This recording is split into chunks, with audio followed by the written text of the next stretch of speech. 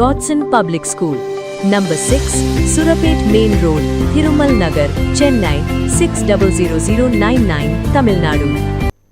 காரைக்கால் திருப்பட்டினம் தொகுதியில் பாசன வாய்க்கால்களை தூர்வாரும் பணியினை சட்டமன்ற உறுப்பினர் மீனாட்சி சுந்தரம் பூஜை செய்து தொடங்கி வைத்தார்.